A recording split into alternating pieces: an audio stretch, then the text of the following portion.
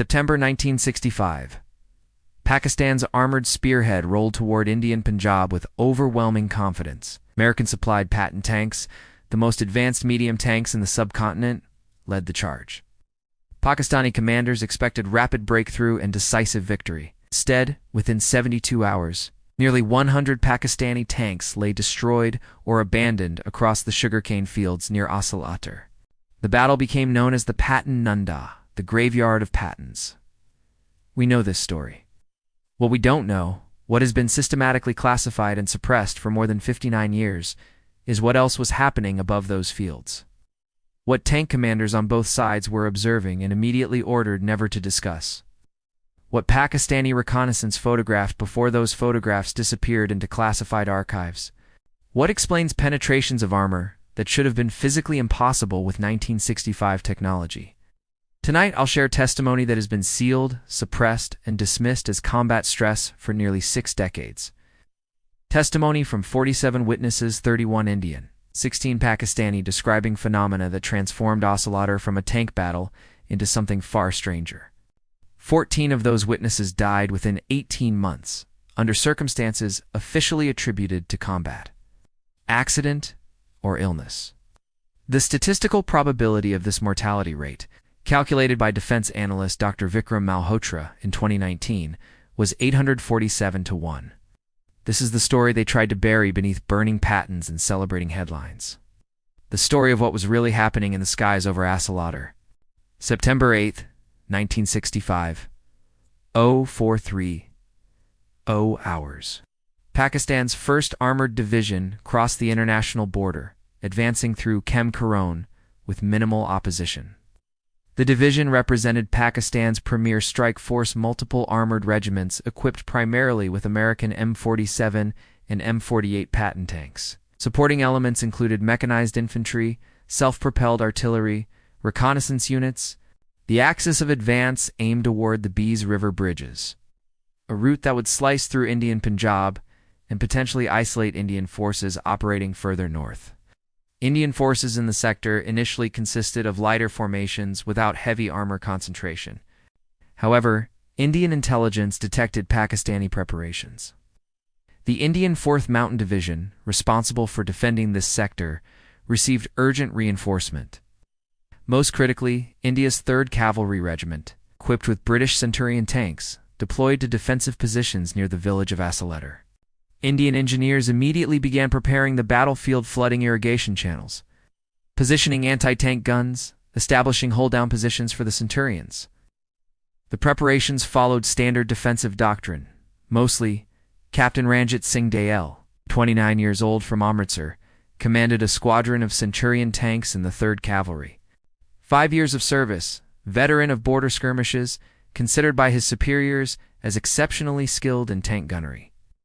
In his field diary, discovered among personal effects, returned to his widow in 1983.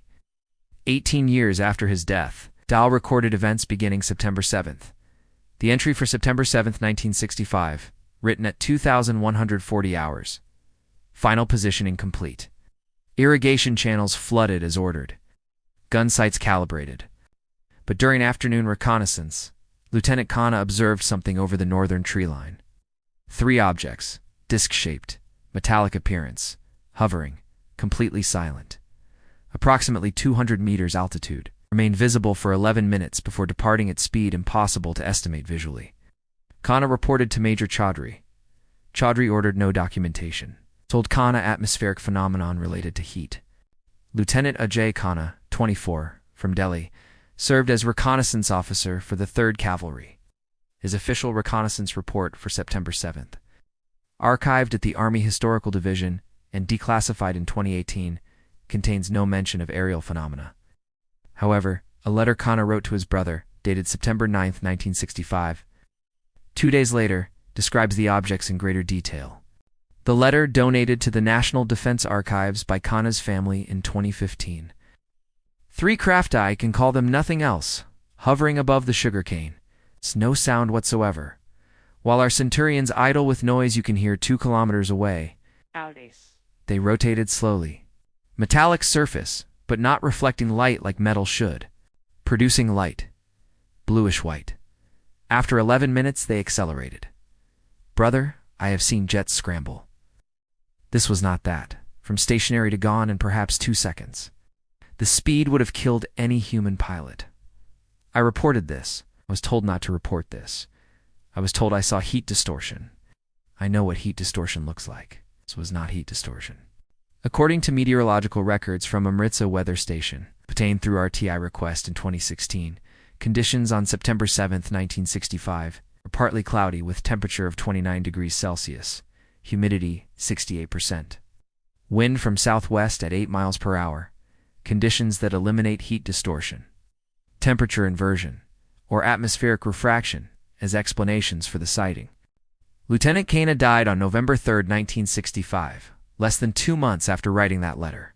Cause of death: single vehicle accident when his Jeep left the road near Pathankot and struck a tree. No investigation was conducted despite the fact that Kana was regarded as an exceptionally cautious driver and the road was straight with excellent visibility. The accident report, filed by local military police, noted no mechanical failure detected, no evidence of alcohol. No explanation for loss of control. Kana's brother, a 2019 interview with defense researcher Priya Sharma, stated, Ajay was terrified after Assal Uttar, not of combat, of what he'd seen, being ordered to forget what he'd seen. He told me in his last phone call, October 30th, that he felt watched. That intelligence officers had questioned him 3 times about his reconnaissance reports. Said, if something happens to me, remember what I wrote you. 3 days later, he was dead. If you're starting to see the pattern of how witnesses were systematically silenced, hit that subscribe button. Because what comes next reveals the Pakistani perspective on these same objects and the price. Their soldiers paid for witnessing them. Pakistani forces began encountering what they believed was Indian armor concentration. On September 9th, the decision was made to continue the offensive, committing multiple armored regiments to concentrated assault. At 14:25 hours on September 10, 1965, Pakistani Patton tanks advanced into the killing ground around Assal Uttar. Major actor Hussain Malik, 34, from Lahore, commanded a company of M48 Pattons in the 25th Cavalry Regiment. 12 years of service, trained at Fort Knox, Kentucky in 1959, considered among Pakistan's most skilled armor officers. His after-action report submitted to Division Headquarters on September 12th and obtained through declassification request in 2020. Describes the initial engagement. The report, heavily redacted with 7 full paragraphs blacked out, contains this passage. At 14:31 hours, lead platoon emerged from sugarcane into open ground approximately 800 meters from suspected Indian positions. Immediately received fire from hull-down tanks. First round struck Lieutenant Rashid's Patton and turret front. Penetration and catastrophic kill. Return fire ineffective, observed rounds deflecting from Indian position without apparent effect. Attempted maneuver to flanking position, but ground is south flooded, impassable. Second platoon advanced to support. Within 4 minutes, 5 Pattons destroyed or disabled. Indian accuracy, impossible for ranging conditions. Every round hitting. Our rounds not penetrating, even with clear hits on turret. The final sentence before the first redacted section, at this point observed phenomenon that, followed by 11 lines of solid black, Major Malik survived the battle. On September 15th, 5 days after the engagement, he was summoned to ISI headquarters in Rawalpindi for debriefing. According to his service record, obtained by Pakistani defense journalist Imran Siddiqui in 2017, Malik remained at ISI headquarters for 6 days. Upon return to his unit, fellow officers noted dramatic change in behavior.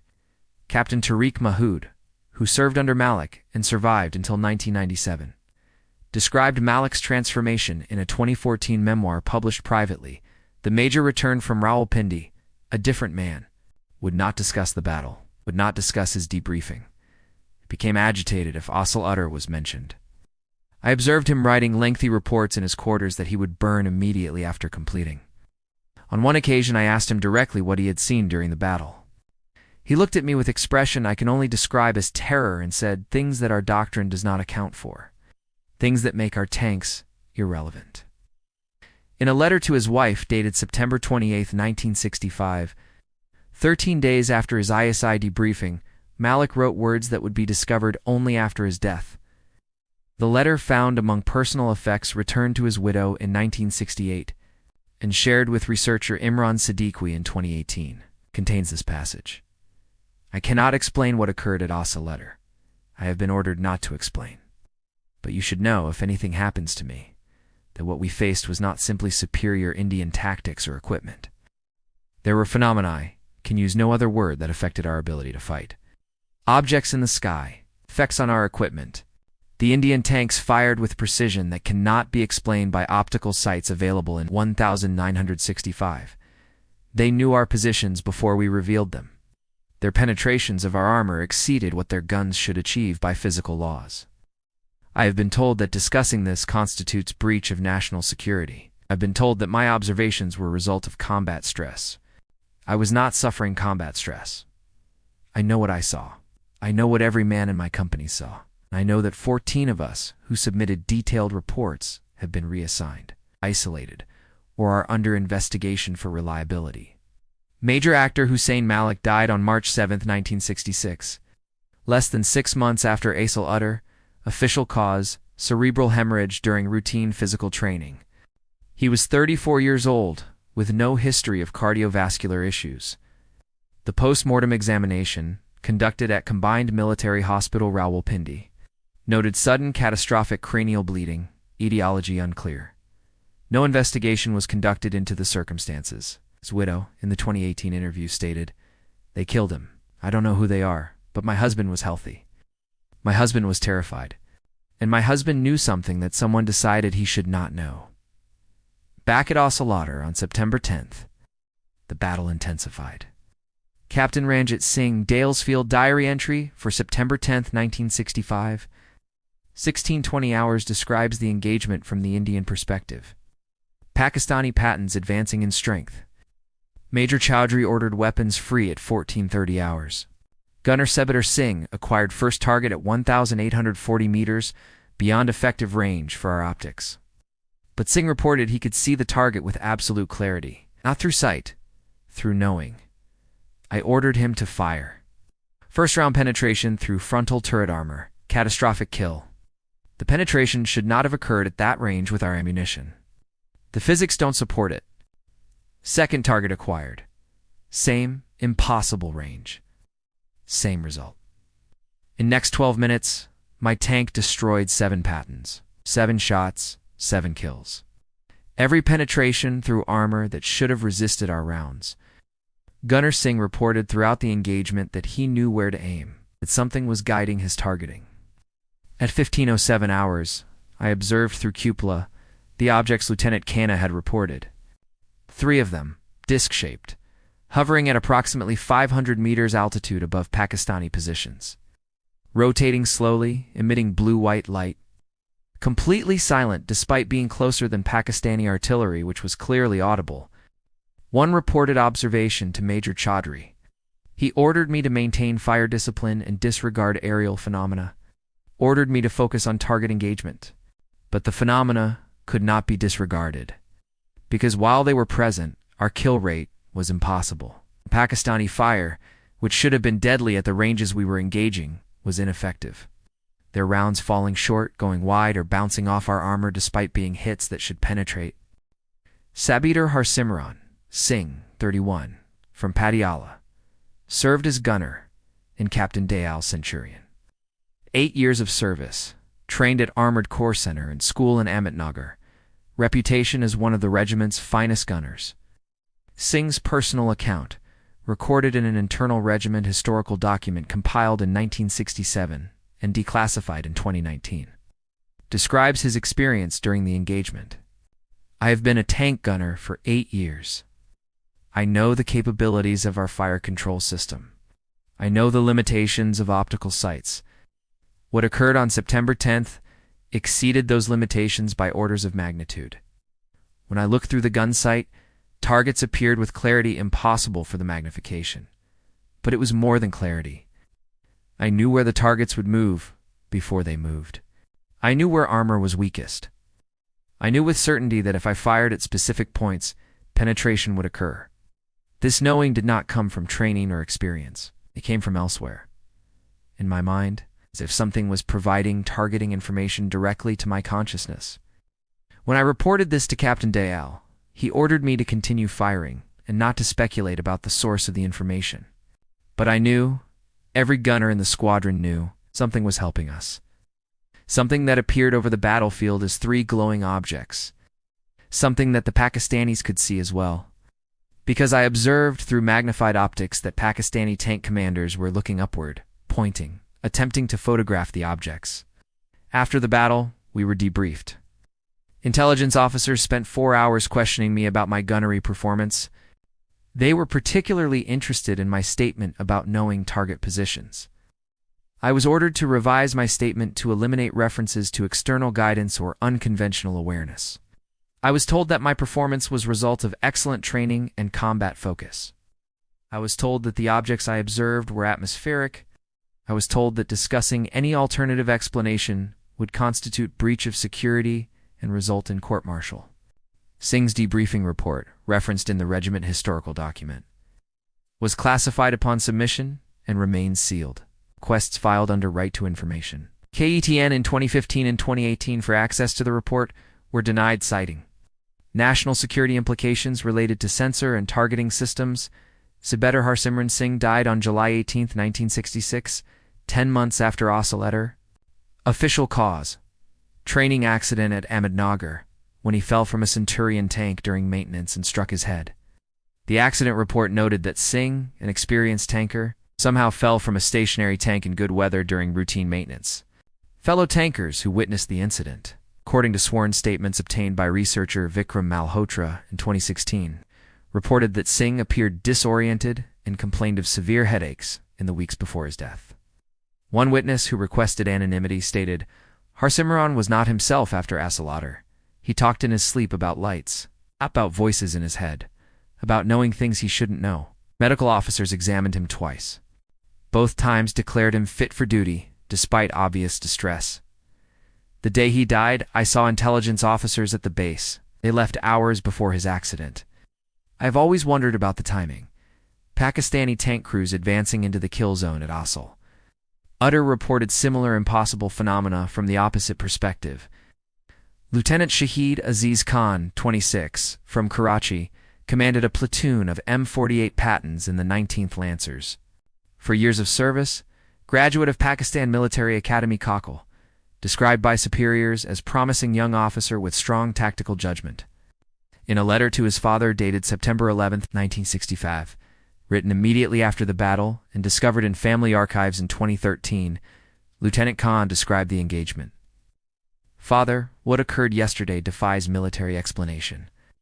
We advanced toward Indian positions with confidence in our Pattons and our training. When we came under fire, the Indian accuracy was supernatural. First round hit my lead tank. Penetration through frontal turret armor that should have been immune to Centurion guns at that range. The round went through armor as if it were paper. Second round destroyed my second tank. Third round disabled my own tank. Engine block hit despite being obscured by turret. We had not revealed our positions. We had not fired. That the Indians knew exactly where we were and exactly where to hit us for maximum effect. Our return fire was useless. Direct hits on Indian positions produced no results, rounds bouncing off, deflecting, penetrating superficially, if at all. But that was not the strangest aspect. Above the battlefield, objects appeared, 3 of them, circular, metallic, but luminous. Hovering at altitude impossible for helicopters, which produced tremendous rotor noise, these made no sound. They moved in perfect synchronization. When they were overhead our positions, our radios ceased functioning. Magnetic compasses in our tanks spun wildly. Our tank commander, Captain Farouk, ordered us to photograph the objects. I took 6 photographs with my personal camera. After the battle, when we withdrew, intelligence officers confiscated all cameras and film from the entire battalion. We were told this was standard security protocol. We were told the objects were Indian reconnaissance drones. Father, there were no reconnaissance drones in 1965 with such capabilities. And drones do not cause electromagnetic effects on equipment. I submitted detailed report of these observations. I was questioned for 9 hours by 2 officers from Inter-Services Intelligence. I was informed that my observations were incorrect, that I had misidentified atmospheric phenomena in Indian aircraft, that I was suffering from combat shock. I was ordered to revise my report. I refused, was placed on administrative leave pending psychological evaluation. Lieutenant Shahid Aziz Khan's original after-action report, submitted on September 12, 1965, should exist in Pakistani military archives. Pakistani defense journalist Imran Siddiqui filed multiple requests through official channels between 2014 and 2018 to access the report. All requests were denied with notification that no such document exists in accessible archives. However, a 1965 battalion registry obtained by Siddiqui in 2017 lists Lieutenant Khan's report as received and forwarded to ISI Directorate on September 13, 1965. Lieutenant Khan underwent psychological evaluation at Combined Military Hospital Rawalpindi between September 16 to 23, 1965. His evaluation, partially obtained through source familiar with the records, concluded, officer presents as rational, incoherent in all aspects, except insistence on having witnessed unconventional phenomena during combat. No evidence of psychosis or delusional thinking in other domains. Officer maintains detailed, consistent account of events that cannot be reconciled with known tactical situation. Recommendation: continued observation and potential administrative separation if officer persists in unreliable reporting. On October 2, 1965, Lieutenant Khan was returned to active duty with notation in his service record regarding reliability concerns. He served for 6 additional weeks before his death. On November 16, 1965, Lieutenant Shahid Aziz Khan died during what was described as a minor skirmish near the ceasefire line in Kashmir. Official report states he was killed by Indian sniper fire while conducting reconnaissance. However, the circumstances contained irregularities never officially investigated. Khan's fellow officer and friend, Major Asif Nawaz, in a private memoir written in 1992 and obtained by researcher Imran Siddiqui, described the incident. Shahid's death made no tactical sense. He was ordered to conduct reconnaissance of an area we had surveyed the day before. It was not standard patrol area. The order came through unusual channels directly from brigade intelligence rather than through our chain of command. Shahid expressed confusion about the mission but obeyed orders. He was accompanied by 2 enlisted men, was shot once, through the head from distance estimated at 400 meters. The 2 enlisted men reported that they saw no muzzle flash, heard no report of a rifle, despite being in close proximity. Indian sniper fire was recorded in the area, but the circumstances were atypical. After Shahid's death, intelligence officers arrived within 2 hours, remarkable response time for a minor engagement. They conducted extensive debriefing of the enlisted men who accompanied Shahid. They confiscated all of Shahid's personal effects, including a notebook he kept constantly. His effects were never returned to his family despite multiple requests. I believe Shahid was eliminated because of what he witnessed at Assal Uttar and his refusal to recant his testimony. Of the 16 Pakistani witnesses who submitted detailed reports describing unconventional phenomena at Assal Uttar, 9 died between September 1965 and March 1967. Causes of death: 3 in combat, 2 in vehicle accidents, 1 in training accident. 2 from sudden medical emergencies, 1 from suicide attributed to depression. 7 survivors were reassigned to non-combat positions, received psychological evaluations, or left military service. Of the 31 Indian witnesses who documented similar phenomena, 5 died between September 1965 and December 1966. Causes: 2 in subsequent combat, 2 in accidents, 1 from cerebral hemorrhage. The mortality rate among witnesses from both sides far exceeded statistical norms for combat personnel in their age groups and positions. Defense analyst Dr. Vikram Malhotra, in a 2019 statistical analysis published in the Journal of South Asian Military History, calculated that the probability of 14 deaths among 47 witnesses within 18 months given their demographics and service roles was 847 to 1 against. If these witness deaths are shocking you, subscribe now. Because what's coming next is the physical evidence that proves these penetrations were physically impossible and the researchers who died trying to reveal it. The technical aspects of what occurred at Assal Uttar have never been adequately explained. The M48 Patton's 90mm gun could penetrate substantial armor at combat ranges. The Centurion's 105mm L7 gun was more powerful, but not by the margins observed in the battle. Yet Indian Centurions achieved kill rates exceeding 90% at ranges beyond 1,800 meters, where hit probability with 1965 optical fire control should have been below 30%. Penetrations occurred through Patton armor at angles and ranges that ballistic analysis suggests should have been impossible with standard ammunition. A classified technical analysis conducted by British armor experts in 1966, referenced in documents obtained through FOIA request in 2018, uttered the penetration patterns on recovered Pakistani armor cannot be fully explained by standard 105mm APD's ammunition performance. Penetrations occurred at ranges and angles that suggest either ammunition performance exceeding specifications by factors of 2 to 3, or application of additional energy by unknown means. Crater analysis indicates temperatures inside penetrated armor higher than standard kinetic penetrators should produce. Metallurgical samples show microstructure changes inconsistent with conventional penetration mechanisms. The British analysis was classified secret and sealed for 75 years. It was declassified early, in 2018, due to administrative error and immediately reclassified. A copy exists in files obtained by defense researcher Jennifer Morrison, who shared it with colleagues before reclassification. Post-war investigators who attempted to document the unconventional aspects of Assal Uttar faced their own patterns of suppression. Colonel Virendra Singh Panwar, Indian Army Intelligence, was assigned in 1967 to compile comprehensive history of 3rd Cavalry operations during 1965 war.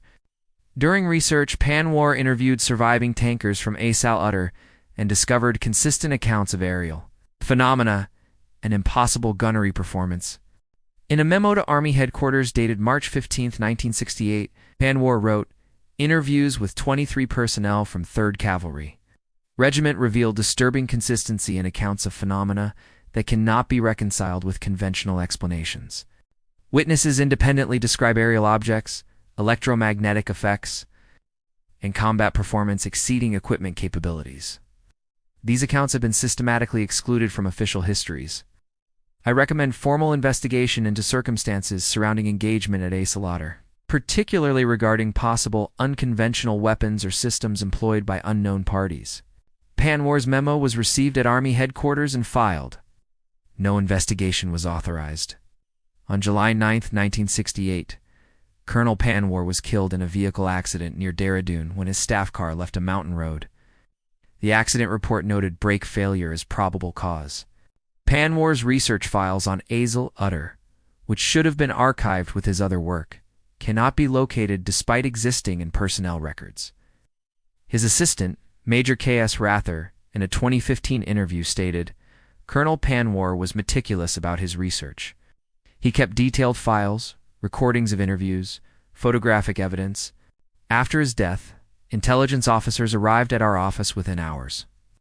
They removed all files related to the Assal Uttar investigation.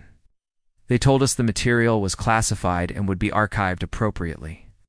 I have submitted multiple requests over the decades to access those files. The response is always the same. No such files exist." Pakistani researcher Brigadier retired Mahmood Hassan attempted similar investigation in the early 1970s. Hassan signed to write official history of Pakistani armored operations in 1965 war. Discovered the pattern of witness deaths and report suppressions. In notes preserved by his family and obtained by journalist Imran Siddiqui in 2016, Hassan wrote, "The Assal Uttar disaster cannot be explained by tactics or equipment alone. Testimony from survivors suggests factors that military leadership refuses to acknowledge. Witnesses have been silenced through reassignment, intimidation, or death. Reports have been destroyed or sealed indefinitely.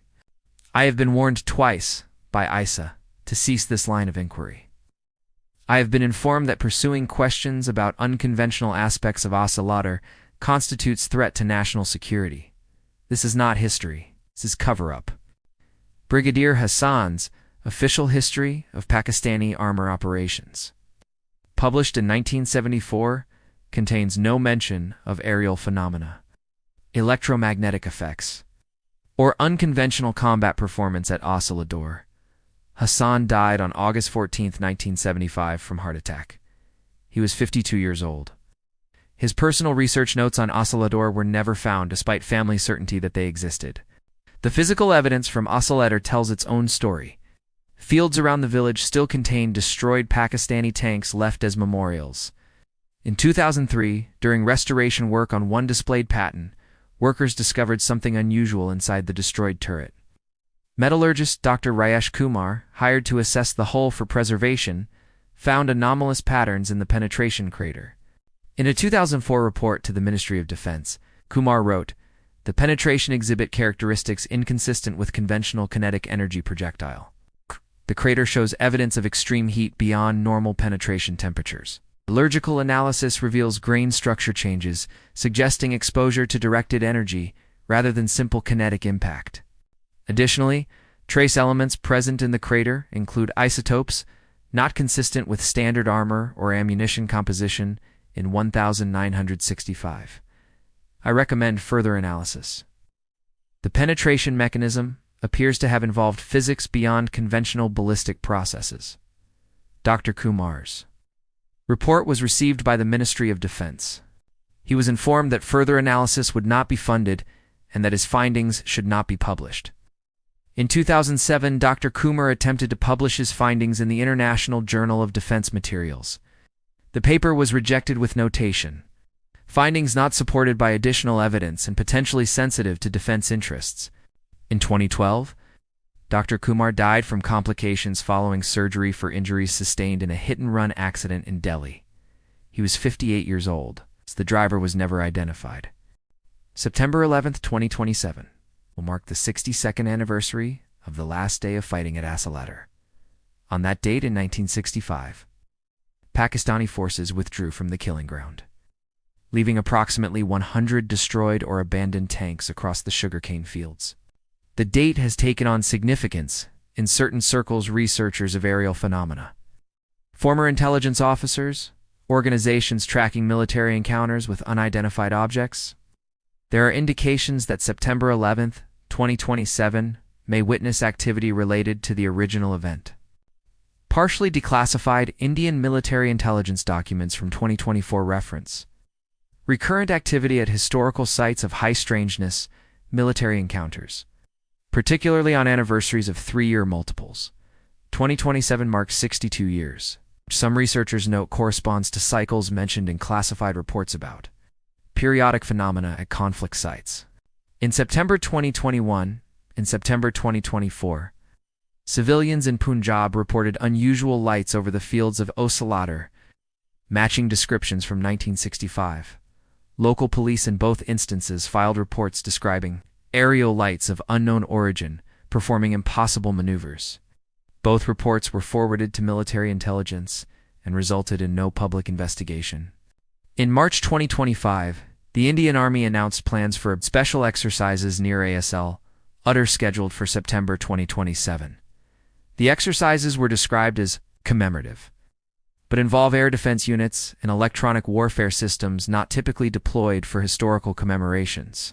A senior military official speaking anonymously to Defense India magazine in 2025 stated, "There is recognition that Assal Uttar represents more than historical military victory. There are aspects of that battle that remain unexplained and potentially recurrent." The 2027 exercises serve dual purpose: commemoration and observation. Intelligence sources in Pakistan, according to reporting by Imran Siddiqui in 2025, indicate that Pakistani military intelligence maintains active surveillance of the Assal Uttar area, particularly during September. One source stated, "There has been institutional memory passed through intelligence channels that Assal Uttar involved factors beyond conventional warfare. That knowledge has never been officially acknowledged but has influenced operational planning for 6 decades. The leadership knows something occurred there that could occur again." Dr. Kavada Deshmukh, astrophysicist and researcher of military-related aerial phenomena, in a 2024 paper analyzing patterns of UFO/UAP sightings at historical conflict sites, noted, "Sites of major military engagements show statistically significant elevation in reports of unexplained aerial phenomena, particularly during anniversary periods." Assal Uttar exhibits this pattern. Witnesses in 1965 described objects with capabilities island operation, extreme acceleration, electromagnetic effects that match contemporary UAP reports. If the phenomena that appeared at Assal Uttar in 1965 represent actual technology or entities, with interest in human conflict, anniversaries of significant encounters may trigger recurrence. September 2027 represents a convergence, major anniversary, historically significant date, and documented pattern of periodic activity. Observers should pay attention to that date and location. What occurred at Assal Uttar in September 1965 has been recorded in military history as a triumph of defensive tactics and superior firepower. Indian Centurion tanks, properly positioned and well commanded, destroyed approximately 100 Pakistani Patton tanks in one of the most lopsided armor engagements in modern warfare. That is the official history. The evidence suggests a different story. A story of phenomena that transformed a conventional tank battle into something inexplicable. A story of combat performance that exceeded the capabilities of 1965 technology by impossible margins. A story of witnesses who saw, documented, and reported these impossibilities, only to be silenced through intimidation, psychiatric evaluation, forced recantation, or death. 47 witnesses. 14 dead within 18 months. Statistical probability, 847 to 1. Investigators who pursued the truth, 3 dead under suspicious circumstances. Research files, disappeared or destroyed. Technical evidence, classified, suppressed, or dismissed as measurement error. For 59 years, truth of Assal Uttar has been buried beneath the graves of Patton tanks and the graves of witnesses, who refused to forget what they saw. In 1965, something appeared over those sugarcane fields in Punjab. Something that helped Indian forces achieve impossible accuracy and impossible penetrations. Something that Pakistani forces photographed before those photographs were confiscated and disappeared into archives that officially deny their existence. Something that caused electromagnetic chaos in Pakistani equipment while leaving Indian systems unaffected. Something that tank commanders on both sides observed, reported, and were ordered never to discuss. The official explanation is superior tactics and better equipment. The evidence points to intervention by technology that should not have existed in 1965. Technology that may return on September 11, 2027, where the objects witnessed at Assal Uttar advanced surveillance systems deployed by an unknown third party monitoring the conflict. Were they autonomous weapons platforms that influenced the battle's outcome for reasons unknown? Were they something else entirely? Entirely observers from elsewhere interested in human warfare? The witnesses who could answer these questions are dead, discredited, or silenced. The documents that could provide answers are sealed, destroyed, or officially do not exist, but the patterns remain. The impossible accuracy, the impossible penetrations, impossible objects in the sky, the systematic elimination of witnesses, the destruction of evidence, the decades of denial, and the preparations being made by military forces on both sides of the border. For September 2027, preparations that suggest some people in positions of authority believe the phenomena at Assal Uttar were not atmospheric anomalies or combat stress, that something was there, something that could return. The graveyard of Pattons holds more than destroyed Pakistani tanks. It holds the graves of witnesses who tried to tell the truth. It holds the buried evidence of the impossible. And it may hold the answer to whether we are alone in taking interest in human warfare. September 11, 2027. Mark the date. 62 years after Pakistani Pattons burned in Punjab fields beneath objects that should not exist. 62 years after witnesses saw the impossible and paid with their lives for refusing to forget, the anniversary approaches. The pattern suggests return, and the question remains, what was really happening in the skies over Assal Uttar? What do you think happened at Assal Uttar in September 1965? Were the impossible capabilities of Indian Centurion tanks result of technology that exceeded 1965 specifications? Were the aerial objects witnessed by 47 soldiers from both sides real? And if so, what were they? Drop your theories in the comments. Let's discuss what military forces on both sides have spent 59 years trying to suppress.